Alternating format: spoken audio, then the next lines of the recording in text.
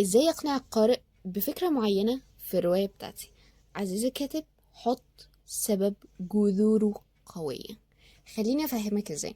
دلوقتي اي فكرة في الرواية بتاعتك انت تقدر تقنع بيها القارئ عادي جدا، بس لو هو ملوش سبب قوي هو هيحس ان انت متلصقة. طيب، ازاي احط بقى جذور قوية؟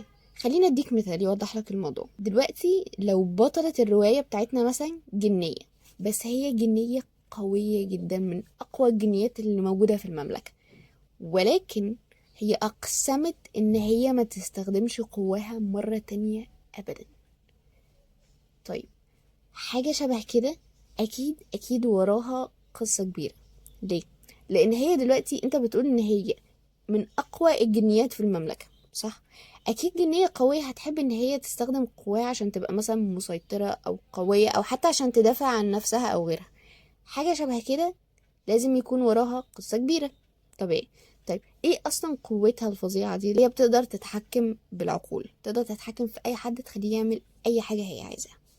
ايه بقى الماضي بتاعها اللي يخلي حد بالقوة دي ما يستخدمهاش؟ في يوم من الأيام هي كجنية كان ليها صديق، الصديق ده كان بني آدم يعني بشري، فهم كانوا بيهزروا مع بعض وبتاع، بس هي قتلته. طيب، ايه اللي حصل بقى؟ هو كان صديق ليها بتهزر معاه هزار جنيات يعني، فهي سيطرت عليه، وهما كانوا قاعدين في منطقة ثلجية، فكان في فوق البحيرة طبقة تلج كده خليته يعمل فيها حفرة، بحيث ان هي كان قصدها بس ان هو يحط رجليه في المية، فأول لما هي يعني تسحب سيطرتها منه هو يصحى يلاقي رجليه في ميه بتلج كده فيتخض. بس هي للاسف ما قدرتش اصلا تتحكم كويس في قواها، فهو اتزحلق وقع جوه الحفره دي.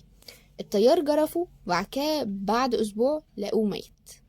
من ساعتها وهي اقسمت ان هي استحاله تستخدم قواها تاني، لان هي ما بقتش شايفاها حاجه حلوه، بقت بتشوف ان هي لعنه وسلاح قاتل، لان هي بسببه فقدت الصديق الوحيد ليها. جزء من هي مش عايزة تستخدمه تاني ان هو ده بالنسبة لها عقاب لنفسها على خطأ بتاعها ده. فعزيزي الكاتب، اي حاجة في الدنيا تقدر تقنع بيها قارئ، ولكن افتكر دايما لازم يكون سبب جذوره قوية.